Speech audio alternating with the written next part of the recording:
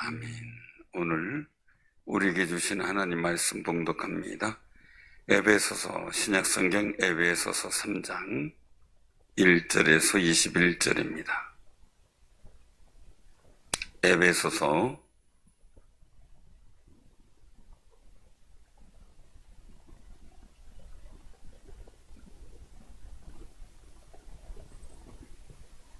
에베소서 3장 1절,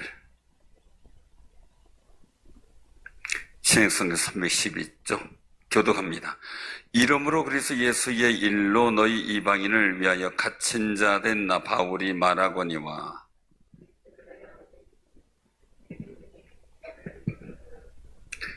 곧 계시로 내게 비밀을 알게 하신 것은 내가 먼저 간단히 기록함과 같으니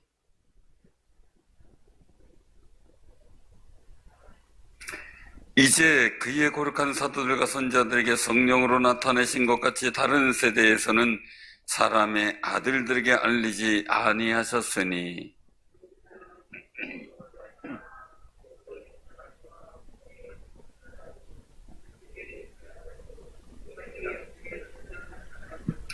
이 복음을 위하여 그의 능력이 역사하시는 대로 내게 주신 하나님의 은혜의 선물을 따라 내가 일꾼이 되었노라.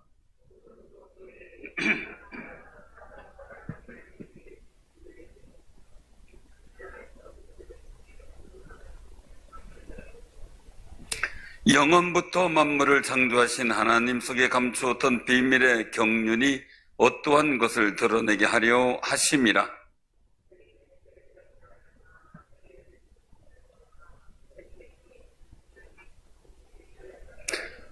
곧 영원부터 우리 주 그리스도 예수 안에서 예정하신 뜻대로 하신 것이라.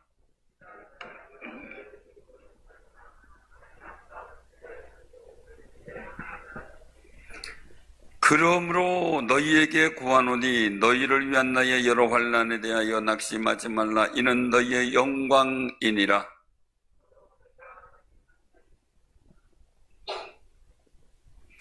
이름을 주신 아버지 앞에 무릎을 꿇고 비노니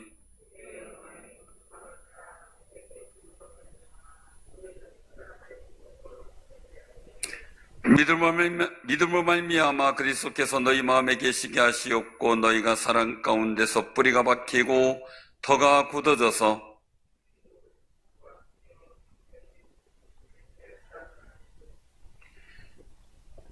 그 너비와 길이와 높이와 깊이가 어떠함을 깨달아 하나님의 모든 충만하신 것으로 너에게 충만하게 하시기를 구하노라.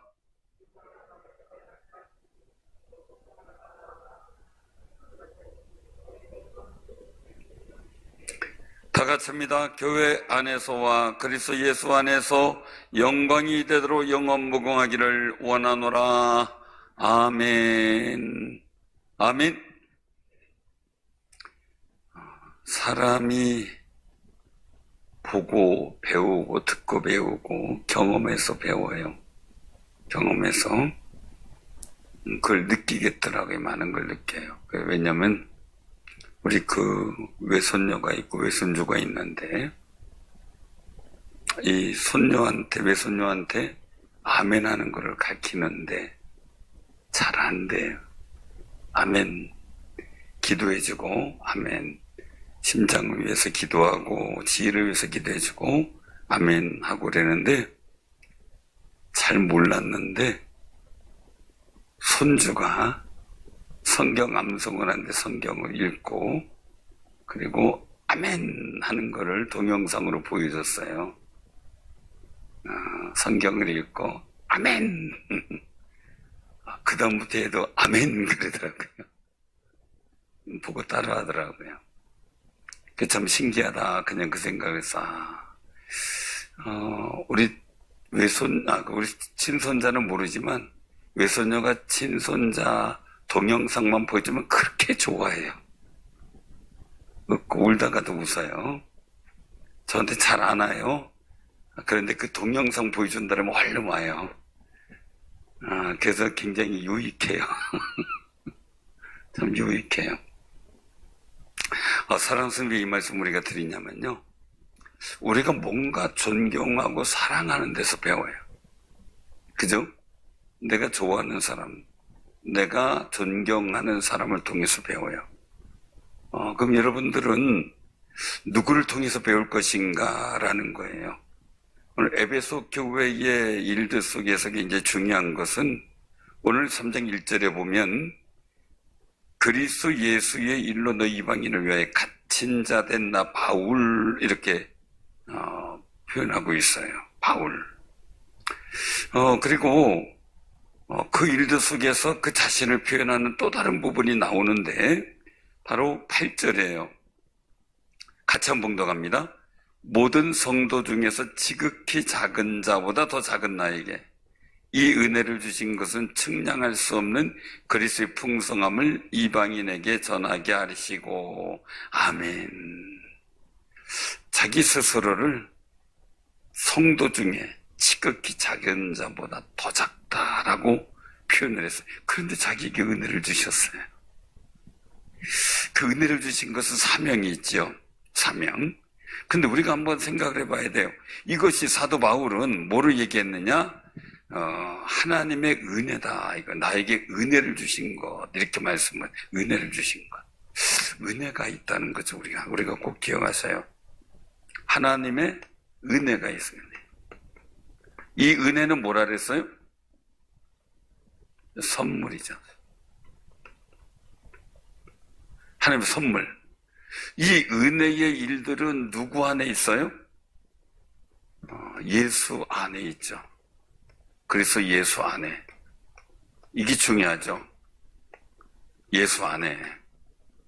우리는 하나님의 은혜를 경험을 하게 되는데 오늘 말씀 속에서 보면 2절에 보면 은혜의 경륜 그렇게 말씀하세요. 은혜의 경륜. 하나님께서 예수님을 통해서 주신 이 예수 안에 있는 그 은혜에 대한 이 선물이 그냥 단순한 게 아니라 경륜이 있다. 이걸 말씀하는 거예요. 경륜. 우리가 이 일들을 통해서 볼 때 우리가 한번 기억을 해야 돼요. 하나님의 이 영원하신 뜻과 그리스도 안에서 예정되어 주신 계획이 이루어지고 있었다는 사실을 말씀을 하고 있는 거예요. 하나님의 계획. 우리 꼭 기억하셔야 돼요. 그냥 이루어진 것 같지만, 그냥 사도 바울 된 것 같지만 아니었다는 거죠. 성도 중에 지극히 작은 자보다 더 작은 자기에게 은혜를 주셨다. 이것은 뭐예요? 하나님의 그러면 사도 바울을 향한 경륜이 뭐였냐? 8절 후반절에 보면 나오셔요. 측량할 수 없는 그리스도의 풍성함을 이방인에게 전하게 하시려고 했다. 그 하나님께서 사도 바울을 핍박자 사울을 변화시켜서 사도 되게 하신 그 속에 담겨져 있는 하나님의 경륜과 뜻이라는 거예요. 그럼 우리는 자, 여러분들 한번 여기서 한번 우리 스스로 생각해 보자고요. 성도 중에 지극히 작은 자보다 더 작은 나에게 은혜를 주셨다.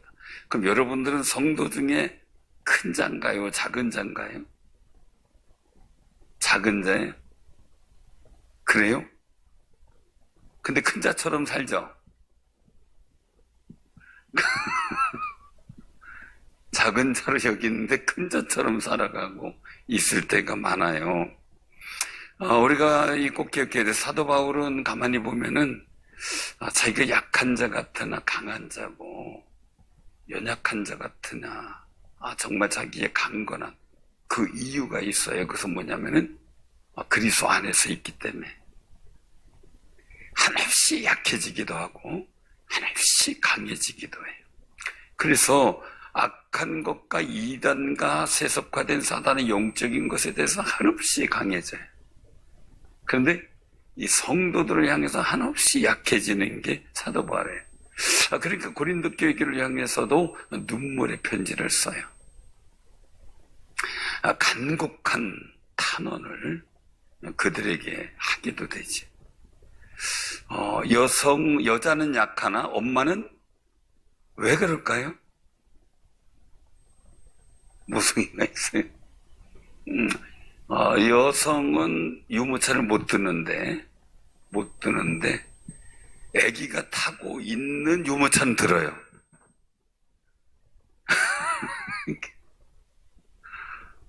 그거 신기해요.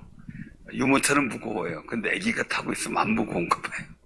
이게 달라지는 거예요. 그래서 원더우먼이 되는지 그냥 그 모성이라고 하는 그런 얘기를 하죠. 사람이 강할 때가 있고 약할 때가 있는 거예요. 근데 이 사도 바울의 일들 속에서 굉장히 중요한 것은 자기를 통한 하나님의 경륜이 있기 때문에 이 경륜 정말 측량할 수 없는 예수 그리스도의 풍성한 그 은혜를 누구에게요? 자기에게 있어질 경륜으로 본문 말씀 속에서 나타나는 이 경륜, 하나님의 선물의 경륜, 누구에게 대한 계약이냐? 오늘 본문 말씀 속에서 보면 이방인이라는 것이 나와. 이방인. 그 이방인은 누구예요? 우리가 어느 생각 이방인은 누구예요? 예? 이방인은 그냥 간단하게 얘기하면 그거예요. 이스라엘 백성이 아닌 민족은 다 이방인이에요. 이스라엘 민족이 아닌 모든 족속들은 다 이방인이에요. 그래서 여기 14절에 보면 그렇게 말씀하죠. 이름으로 내가 하늘과 땅에 있는 각 족속에게 이름을 주신 아버지 앞에 무릎을 꿇고 비노니. 하늘과 땅에 있는 족속에게 예수 그리스도 이름을 주셨어요. 자, 또 한 가지 우리가 한번 보면 5절 한번 봉독하시기 바랍니다. 5절. 자, 시작. 이제 그의 거룩한 사도들과 선자들에게 성령으로 나타내신 것 같이 다른 세대에서는 사람의 아들들에게 알리지 아니하셨으니. 아멘. 자, 이게 뭐냐면요. 오늘 말씀 속에 있는 것은 4절에 보면 그것을 읽으면 그게 뭐냐? 3절의 계시예요. 곧 계시로 내게 비밀을 알게 하신 것은 내가 먼저 간단히 기록한 것 같으니 그것을 읽으면 즉 사도 바울의 서신이죠. 그것을 읽으면 그리스도의 비밀을 깨달은 것을 너희가 사도 바울이 그리스도의 비밀을 깨달은 것을 알게 된다는 거죠. 자, 그런 비밀들이 뭐냐? 자, 생각해 보세요. 전에 성경의 구약 성경을 보면 하나님은 아담과에게 나타나셨어요. 자, 그리고 창세기 6장에서는 세상에 수많은 사람들이 있었지만 하나님의 아들들과 사람의 딸들이 나눠지게 돼요. 자, 그럼 하나님의 아들들과 사람의 딸들의 차이는 뭘까? 하나님의 영이 있느냐 없느냐의 차이예요. 하나님의 영이 있느냐. 자, 그래서 하나님의 영이 있는 하나님의 아들들이 하나님의 영이 없는 사람의 딸들을 흠모하게 되고 결혼하게 되면서 네피림 영걸들이 탄생하게 되죠. 문화가 굉장히 많이 발전하죠. 그런데 그들이 가진 생각과 계획이 악하죠. 악하다 보니까 어떻게 돼요? 그들이 악한 일을 계획하고 번성하면 번성할수록 더 악한 계획과 악한 심성이 생겨나다 보니까 하나님께서 주신 사람의 본성의 품성을 잃어버린 거죠. 그러다 보니까 땅이 폐기하고 망하기 시작한 거죠. 하나님은 땅을 정화시키기 위해서, 세상을 정화시키기 위해서 홍수로 심판하시게 돼요. 근데 그때 하나님 모든 사람과 만나는 아내 노아에게 나타나세요. 노아에게 말씀을 하세요. 그러니까 그 세대 속에서는 하나님께서는 아담과 하와에 동행하셨고, 그리고 또 그 하나님의 아들들, 하나님의 여기 있는 아들들이 있었지만 그 속에서 하나님께서 선택하여 부르신 노아를 통해서 역사하시고 노아와 함께 하셔요. 자, 노아 홍수 이후에 또한 여러 가지 이제 상황들이 있었는데 하나님의 영을 쉽사리 열어주지 않으셨어요. 왜냐하면 창세기 6장에서 하나님이 안타까워하시고 우회를 하시면서 이제는 내가 사람에게 내 영을 두지 않겠다고 선포를 하셔요. 그래서 하나님의 영은 그 다음부터 특정인에게 임하게 되고, 사울 왕에게 임했던 하나님의 영이 떠나 누구에게로 가요? 다윗에게 임하게 되죠. 그리고 사울은 하나님 부르신 악신이 그를 번민하게 만들어요. 그러니까 우리가 지금 성령의 은혜를 받고 있다는 것은 굉장히 큰 경륜이에요. 하나님의 경륜. 자, 그러면 그 성령의 역사가 이제 아브라함을 부르시고 그리고 또 함께해서 큰 민족을 이루고 이스라엘 민족을 만들게 되죠. 하나님은 이스라엘 민족과 함께 하셨어요. 그때 다른 세대에서는 사람의 아들들에게 알리지 않으셨으니, 즉 하나님은 오직 선지자를 통해서 이스라엘 민족을 세워서 하나님의 뜻을 알리고 선포하고 하나님의 영광을 드러내기를 작정을 하신 거예요. 그리고 다른 데선 이스라엘 민족과 관계되어 있는 고레스 왕이라든지 이런 여러 가지 일들 속에 이스라엘 민족과 관계되는 어떤 구원의 역사 속에서 흔히 이방 민족에게 보이기는 했지만 하나님의 구원의 역사를 보인 건 아니에요. 알리시긴 했어도. 그런데 그 일들이 지금에 와서는 어떻게 됩니까? 오늘 여기서 말씀하시는 거예요. 자, 6절이에요. 같이 한번 봉독해요. 이는 이방인들이 복음으로 말미암아 그리스도 예수 안에서 함께 상속자가 되고 함께 지체가 되고 함께 약속에 참여한 자가 됨이라. 아멘. 함께. 이 하나님의 경륜은 이방인이 예수 안에서 어떻게 해요? 함께.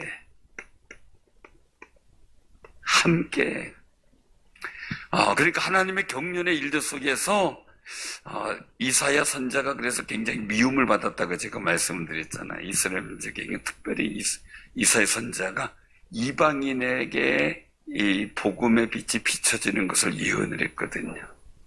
그러면은 이 이스라엘 민족은 이방인들이 구원받는 것은 상상도 못하고 배타적이기 때문에 이방인들에 대해서는 굉장히 거부하고 있는 터에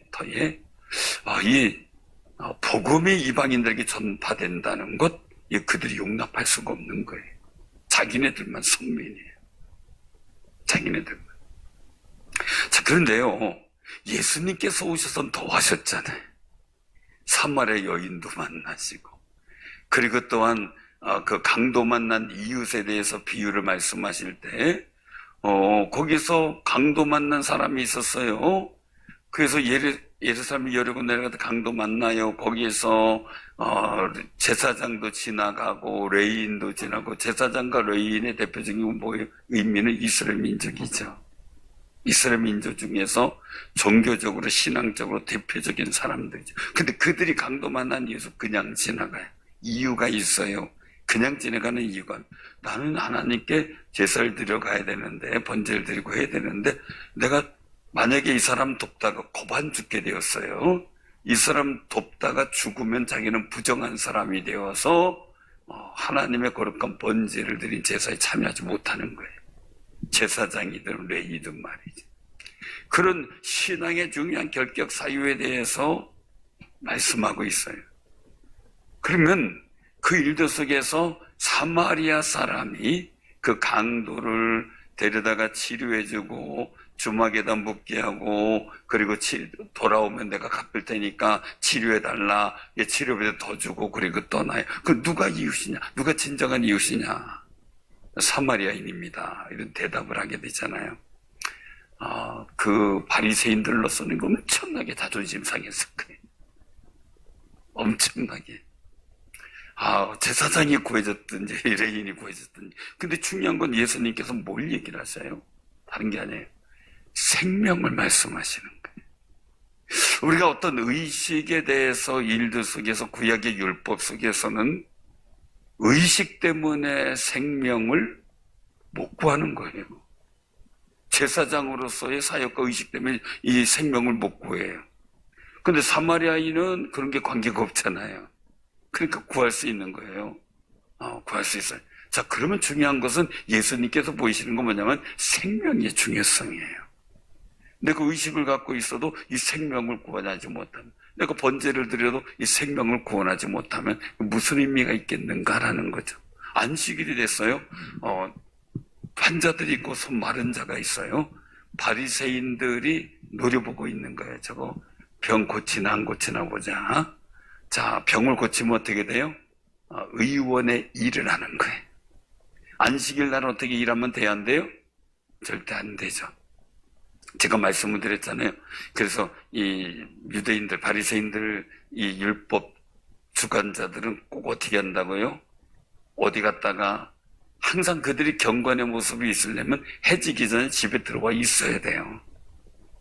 근데 뭐 하다 바쁘다가 막 정신없이 하다 보니까 집에 들어오기 전에 해가 졌네. 그럴 때가 문제가 되는 거예요, 항상. 자, 해가 졌어요. 자, 문 여는 것도 일이에요. 가서 집에 가서 불 켜는 것도 일이에요. 이제 문제가 커지죠. 그러면 자기네들은 방법이 있어요. 옆에 가서 이방인이라고 하는 이웃에게 가서 속옷 좀 문줄 열어주고 불도 켜달라고 요청을 하고 일당을 줘요. 그러니까요. 그것도 일이죠. 여러분들 외국 가면은 주로 아랍권이나 이런 데 가보면 참 재미있는 데 많아요. 우리 특별히 남자 화장실 같은 경우는요.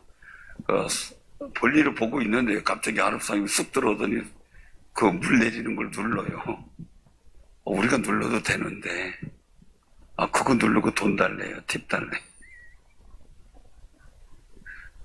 그게 그들의 일이에요. 팁 달래요. 아니 우리가 트렁크 그냥 갖고 들어갈 수 있어요. 여행용 트렁크 그냥 별거 아니에요. 이제 근데 굳이 싫어 달래요. 그래서 막 서비스인가 보다 그러면 돈 달래야지. 다 옮겨놓고. 근데 더 재밌는 건 가방 하나인데 그럼 한 사람만 해야 될 거 아니에요. 서너 명이 달라붙어요. 그래서 서너 명이 다 달래요. 그런 일들이 다반사로 벌어져요. 이제 그들의 팁이 일당이에요. 그러니까 어떻게 돼요? 그 정도의 수고비는 또 줘야 되는 거예요. 그러니까 그들의 일도 속에서 이해가 안 되는 거죠. 왜? 경건은 미리 들어와야 되는 거예요. 조용히 있어야 되는. 늦게 들어왔어요. 그렇다고 돈 주고 이방인들한테 그 시킬 정도로. 그렇게. 그러면서 이방인들을 경멸해요. 왜? 너희들은 하나님의 백성이야. 나는 하나님의 백성으로서 내 의를 위해서 너희들을 사용하는 거야. 거만하죠. 굉장히 그들을 무시하죠. 그러니까 이방인들이 볼 때 유대인들은 기분 되게 나쁜 사람이죠. 사랑스러운 우리가 꼭 기억하시기 바랍니다. 그런 상황에서 하나님의 은혜의 빛이 이방인에게 비친다라고 설교를 하고 있어요. 제가 만약에요, 주일날 또 방송되고 그러는데, 또 지금도 마찬가지예요. 만약에, 그냥 하나님의 은총의 빛이 일본에 비친다 이러면 여러분도 어떻게 할까요? 뭐 선교적인 면에서는 이해는 돼도 감정이 좀 생길 거예요. 그런데 이들에게 있어서는 우리가 일본을 생각하는 그런 어떤 배타적인 것보다 더 강하거든요. 왜요? 이건 사람이 아니에요. 그들에게 있어서 이방인들은요. 근데 여기서 사람의 아들들은 이방인을 말하는 거예요. 그 5절에 말씀하시는 것. 그 정도로 배타적인데 이 예수 그리스도께서 오셔서 오늘 말씀 속에서 그 이방인들이 뭘로다가요? 복음으로. 즉 예수 안에 있는 이 복음, 이것 자체가 복음이잖아요. 복음으로 함께라는 거죠. 함께. 누구와? 유대인이든 이방인이든 상관없어요. 예수 안에서 함께 상속자가 되고 또 뭐가 되고요? 지체, 교회 지체가 되고, 육체로 보면 지체가 되고, 그 다음에 또 뭡니까? 약속에 참여, 즉 예수 믿으면 구원받는다는 거, 하나님의 자녀가 된다는 거. 이거 기분 되게 나쁜 거예요. 왜요? 유대인들에게는요, 자기만 하나님의 자녀예요. 자기들. 근데 자기네도 그렇게 무시했던 이방인들이 하나님의 자녀가 된다는 거. 이게 참. 이런데 어떤 분이 그런 얘기를 해요. 그런 생각을 하면 안 되는데, 목사님, 왜 했더니, 나는요, 저 사람 전도 안 할래요. 그래서 아니, 왜 전도해야지? 나 저 사람 구원 안 받고 지옥 갔으면 좋겠어요. 나 그래서 전도 안 할래. 나 저 사람 싫어요. 자, 우리 마음에 그런 게 다들 솔직하게 있을까요? 없을까요? 내 처천지 원수 같은 사람이 잘 되길 바라요? 못 되길 바라요? 자, 못 됐으면 좋겠어요? 잘 됐으면 좋겠어요? 내가 참 미워하고 절찬지 원수 같아요. 잘 됐으면 좋겠어요? 못 됐으면 좋겠어요? 그죠? 뭔가 하나를 부러지게 바라고, 그죠? 뭔가 하던 사업이 뭔가 좀 삐뚤어져서 망했으면 좋겠고, 그죠? 그게 우리 속에 있는 심보잖아요, 그죠? 이건 너나 할 것 없이 이 생각은 자유로울 수가 없어요. 왜? 다 비슷하거든요. 그런데 우리가 그렇게 생각하던 사람이 와가지고 함께 교회 일하고, 함께 우리가 정말 하나님의 약속도 받고, 하나님의 은혜를 누리고, 천국을 상속받는 사람이 같이 돼야 된다 그럴 때, 마음이 어떨까요?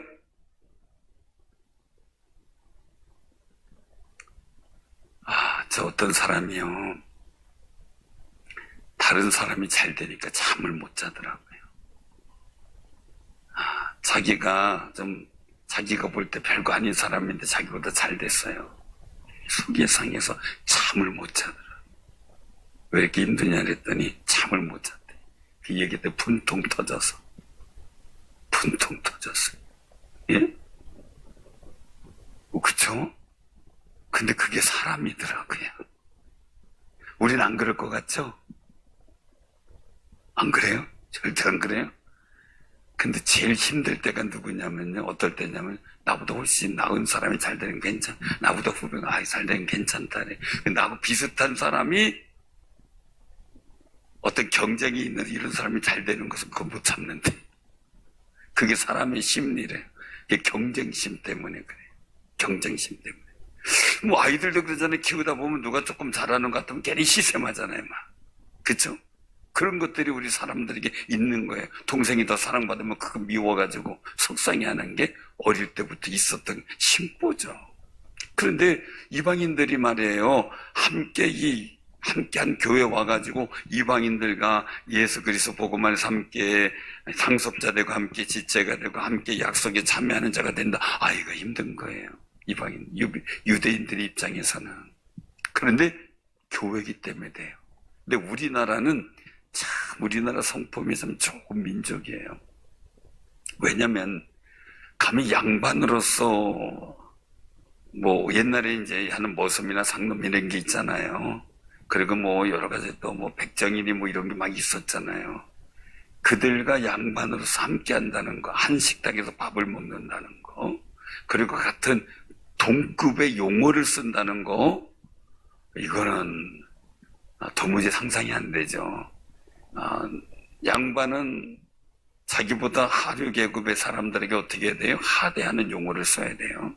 나이 연하를 떠나서. 그러면 우리 상놈이나 뭔자이고 모습이나 이런 사람들이나 그 여러 가지 계층 속에서 하류 계층으로 대접받는 사람들은 어떻게 해요? 미우나 고우나 나보다 상전인 사람이라고 생각하기 때문에 하우를 써야 돼. 하우를 해야 돼. 그게 사람의 상황 속이었는데, 그런데 복음이 들어와서 우리나라가 잘한 게 뭐냐면, 양반들이 귀족 이제 어느 정도 상류 계층에 있는 우리나라 사람들이 복음을 듣고요. 그 하류 계층이라고 생각했던 모섬이나 그리고 상놈이나 이런 사람들을 형제로 받아들여진 거예요. 도무지 자존심 상해서 할 수 없는 일인데 형제로 받아들여지고 교회 안에서는 형제님 형제.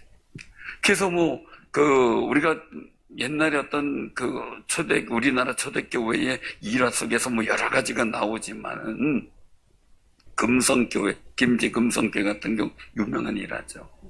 왜냐면, 머슴이, 집주인이 있고 머슴이 있는데, 집에 교회를 세웠는데 같이 나갔을 때 그 집주인이 그 머슴한테 형제라고 불러줘요.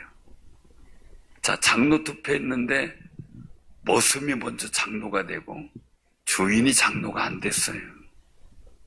근데 그것을 받아들이고 교회 가서는 머슴을 장로님으로 주인이 섬겨요. 집에 오면 근데 집 한 울타리예요. 그래서 집에서는 또 장로님이 주인으로 섬겨요. 근데 이런 관계 속에서 나중에 집주인이 이제 장로님이 돼요. 그런데 이 머슴을 신학교 보내서 목사님을 만들어요. 그래서 우리 교단의 총회장까지 하셨어요. 대전신학대학교 학장까지 하셨고. 근데 그런 일들이 우리나라에 있었기 때문에 우리나라의 복음의 전파에 굉장히 유익을 했어요. 근데 여기서 사도 바울은 그런 부분들을 됐으면 하는 고백을 하는 거예요. 우리가 함께다, 함께. 이건 하나님의 경륜이다. 그렇다면 우리가 하나님의 거룩하신 역사 가운데 구원받은 사람의 그 경륜에 따라, 이 경륜, 하나님의 경륜에 따라, 이 복음에 따라 우리가 순응해야 되는 거 아니냐 이거죠. 순종해야 되는 거 아니냐. 그럼 사도 바울 자신도 얘기를 해요. 자기 스스로도 볼 때 자기는 바리새인 중에 바리새인이에요. 히브리인이에요. 아주 율법의 교육으로는 가말레 문화생이에요. 수준도 있는 모습이에요. 그럼에도 불구하고 7절에 보니까 이 복음을 위하여 그의 능력이 역사하시는 대로 내게 주신 하나님의 은혜 선물 따라 내가 일꾼이 되었다. 나도 유대인인데 나도 이런 일꾼이 되었다. 이방인들과 함께 되었다. 그리고 자기는 어떤 거예요? 1절에 보면 너희 이방인을 왜 갇힌 자 되었다 라고 얘기를 하는 거예요. 이방인의 갇힌 자 되었다는 얘기는 그 일에 자기가 쓰임받을 수 있는 근거가 되고 범위가 되는 거예요. 나는 너희들 이방인들을 위해서 쓰임받은 사도로 부름받은 하나님의 경륜이 있기 때문에 바로 이 경륜을 너희에게 선포하고 있다라는 걸 말씀하는 거죠. 사랑하는 성도들, 이방인들에게 있어 이 하나님의 구원의 빛을 본다는 것은 굉장한 큰 영광이고요. 유대인들에게, 이스라엘 민족에게 시샘하고 질투할 일이고요. 말 그대로 속 터져 죽을 일이고요. 이 거룩한 일들을 위해서 예수님께서는 그렇게 시기와 질투에 찬 유대인들에게 십자가 돌에 맞고 채찍 맞고 고난 받고 무시당하고 멸시당하고 십자가에 달려 죽으실 수밖에 없었던 거예요. 그 십자가로 인하여 우리가 함께 지어져 가고 세워져 가고 지체되고 약속에 참여하는 아름다운 삶이 되게 하기 위해서. 그러니 우리가 그 일들 속에서요, 어떻게 우리는 살아갈까 하는 거예요. 그가 아까 얘기했던 그렇게 그냥 경멸하고 무시하고 했던 유대인들과 이방인들이 하나 되고, 그래서 한 교회를 이루어 가야 되는 것이 그들에게서 굉장히 큰 사명이었고, 초대교회들이. 우리나라도 양반님네들이 아니면 권세가들이 상인이나 상놈이나 모섬을 친구로 형제로 받아들여지면서 교회가 되는 모습이 나타나요. 교회가 되는. 그럼 우리는 그 속에서 그런 역사와 은혜를 가진 우리는 얼마나 더 함께 오늘 여기 말씀드린 대로 상속자가 되고 지체가 되고 함께 약속에 참여한 자가 된 그 은혜를 얼마나 더 누려야 되겠느냐는 거죠. 얼마나 더. 그렇다면 우리가 여기서 중요한 거죠. 이 복음은 뭡니까? 이방인인 우리를, 말 그대로 이방인은, 이런 표현하면 좀 그런데요. 이방인이란 얘기는 제외된 자예요. 한마디로 얘기하면은 그냥 어떤 수준으로 얘기하는 순종이 아닌 거예요. 순종이 아닌 거예요. 그런데 하나님께서 이 복음 안에서 우리를 하나님의 아들된 청결한 아들로 삼아주셨고, 흠 있고 점 있고 하나님 앞엔 도무지 갈 수 없는 그런 상황인데 예수 그리스도의 십자가의 보혈을 통해 우리가 정결케 되고 죄씻음을 받고, 그리고 이방인이라는 틀을 벗어버리고 오직 하나님의 자녀라는 거룩한 은혜를 이어받았어요. 그 우리는요, 옆에 분하고 따라해보세요. 도토리 기적입니다. 도토리 키재봐야 그게 그렇죠. 그쵸? 우린 다 하나님의 은혜에 하나 된 거예요. 우리는 원래부터 유대인들, 이스라엘 민족에게, 지금도 예루살렘 지역의 종교인들 만나면요, 우리 이방인이라고 엄청 무시합니다. 엄청 무시해요. 지금도 막 그거 생각하면 열이 받아요. 제가 열이 받아요. 수염 이렇게 나고 모자 쓴 사람 있잖아요. 까만 옷 입고 한 사람이요. 심판을 들고요. 제 허리를 툭툭 치며 밀어요. 빨리 가라고.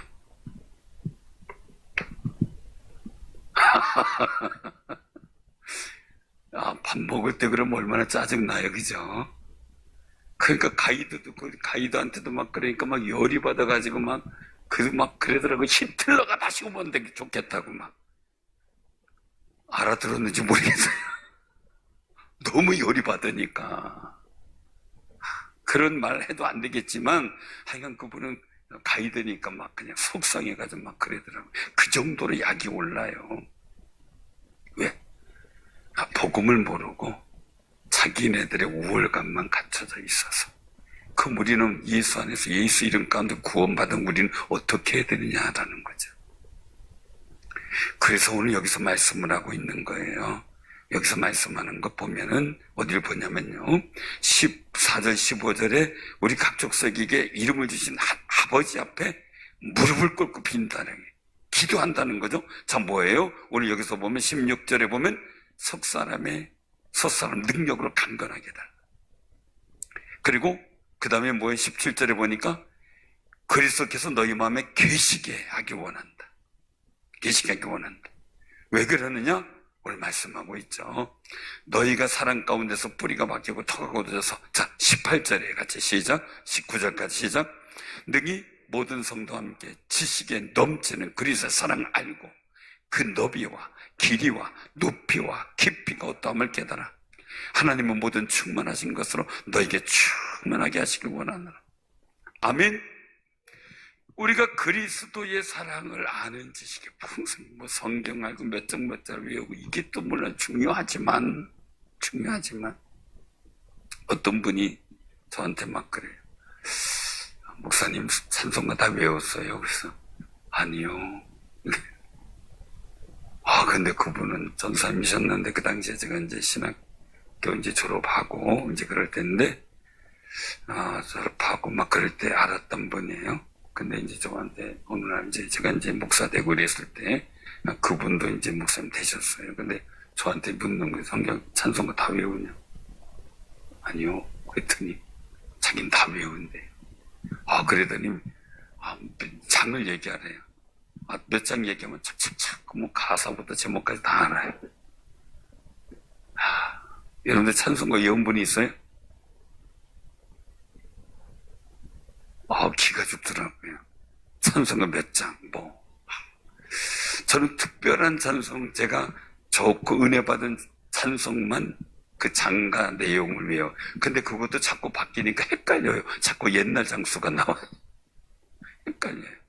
근데 중요한 거 그거 잘한다고 중요한 게 아니라 이 찬송을 통해서 그 주시는 은혜를 얼마나 내가 더 깊이 아느냐가 중요하죠. 얼마나 감동 있고 마음을 가지고 부르냐가 중요하죠. 그래서 오늘 여기서 너희 마음에 계시게, 그리스도께서 우리 마음에 계신 게 중요한 거죠.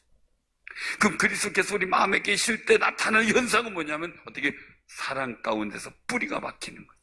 그 사랑 가운데 뿌리 박힌다는 건 뭡니까? 예수 그리스도께서 내 안에 계셔요. 그럼 나는 그 예수 그리스도께서 내 안에 계시고 어떻게 증명하냐고요. 그리스도의 사랑의 나타남을 통해 증명하는 거죠.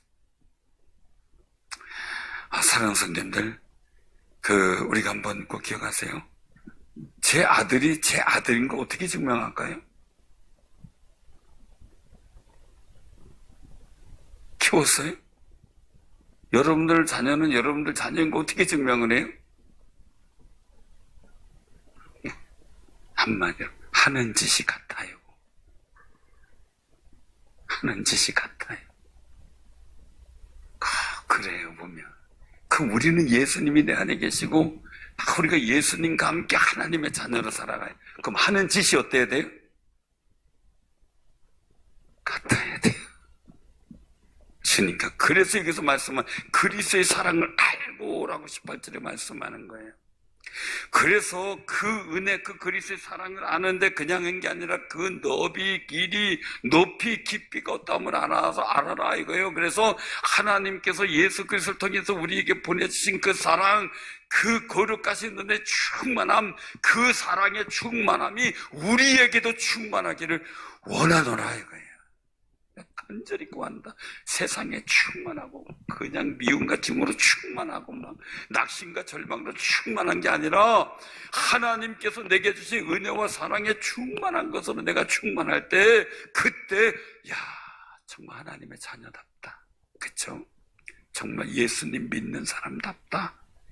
그런 소리를 들을 거 아니냐는 거죠. 자, 옆에 분들하고 인사 나누세요. 하는 짓이 같아야 돼요. 하는 짓이 같아야 돼. 하는 짓이 딴 거 닮으면 안 돼요. 그쵸? 어떤 분이 그래. 목사님들 왜요? 우리 아들이 하는 짓이 마귀 같아요. 아니 아들이 하는 짓이 마귀 같으면 어떡해 해요. 그죠? 그 아들이 마귀 짓 하면 나는 어떡해요 부모로서. 그렇잖아요. 때로는 실수하고 있고 허물이 있을 수 있어요. 기도해주면서 오늘 이 사도 바울의 기도처럼 말해요. 정말 우리 가족과 자녀들과 그 모든 것을 속삼으로 하나님의 은혜로 강건해지고 하나님의 사랑으로 풍성해지고 그 넓이 깊이를 깨달아서 하나님의 은혜에 충만한 마음이 되도록 기도해야죠. 기도해야죠. 우리가 꼭 기억하셔요. 여기서 말씀하고 있죠. 그 경륜에 대한 거. 10절에 보니까 말씀하셔요. 먼저 9절에 보면 사도 바울을 통해서 만물을 창조신 하나님 속에 감췄던 비밀의 경륜이 어떠한 것을 사도 바울을 통해 나타내기 원했어요. 자, 10절에 보니까 교회로 말미암아 하늘에 있는 통치자들과 권세자들과 하나님의 각종 지혜를 알게 하려 하십니다. 그 교회를 통해서 하나님의 영광이 드러나고 믿음의 역사와 은혜의 증거가 있기를 소원하는 거죠. 그래야 하나님의 영광이 나타날 거 아니겠어요? 그리고 말씀을 하고 있는 거예요. 자, 11절에 보면 영원부터 우리 주 그리스도 예수 안에서 예정하신 뜻대로 하신 것이다. 이 모든 일들이 우리가 하나님의 경륜, 나를 구원하신 하나님의 경륜, 우리 교회를 세우신 하나님의 경륜이 드러나야 돼요. 그리고 믿어져야 돼요. 그리고 12절이 이루어져야 돼요. 같이 시작. 우리가 그 안에서 그를 믿음으로 말미암아 담대함과 확신을 가지고 하나님께 나아감을 얻느니라. 아멘. 우리가 함께 믿음의 담대함을 갖고 그리스도의 사랑에 충만한 것으로 충만해져서 주를 믿음으로, 예수를 믿음으로 담대함과 확신을 갖고 하나님께 나아가는 거죠. 담대하게 나와 찬양하고 경배하고 즐거워하고 기뻐하고. 그래서 오늘 말씀하고 있어요. 13절에 같이 시작. 그러므로 너희에게 구하노니 너희를 위한 나의 여러 환난에 대하여 낙심하지 말라. 이는 너희 영광이니라. 아멘. 우린 그리스도의 고난을 보게 돼요. 환난을 보게 되고 어려움을 보게 돼요. 이 사도 바울이 당하는 옥에 갇히고 핍박을 받고 하는 일들 속에서 그것 때문에 낙심하지 말라는 거죠. 그 고난 속에서 하나님의 경륜이 이루어졌고 너희들에게 복음이 전파되어진 일을 본인이 감당했다는 간절함이에요. 그럼 오늘날 사순절에 주님이 고난받는 길, 이제는 십자가의 길을 가고 있고 그 십자가를 질 수밖에 없는 역사가 나타나요. 자, 그 환난에 대해 우리가 낙심하는 게 아니라 주님 말씀하죠. 울며 불며 따라오는 여인에게 나를 위해 울지 말고 너와 내 자녀를 위해서 울어라. 사랑하는 성도님들, 정말 우리는 하나님의 경륜 가운데 십자가를 바라보며 고난받으신 주님께서 그 보이신 고난의 일만 생각하는 게 아니라 이제 그렇게 나를 구원하시기 원하셨고 나를 부르시기 원하셨는데 이제 하나님의 경륜을 이루기 위해서 나는 어떻게 해야 할까?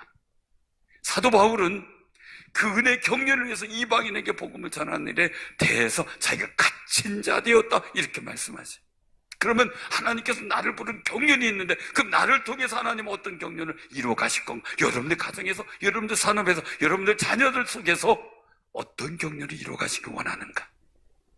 그 거룩하신 은혜가 깨달아지고 그 아름다운 경륜에 갇힌 자가 되어서 하나님의 영광을 드러내놓고 하나님 앞에 담대히 나아가는 거룩한 승리자들 되시길 바랍니다. 그 소망 가운데 우리가 위하여 기도하길 바라고요. 우리 찬양 부르겠습니다.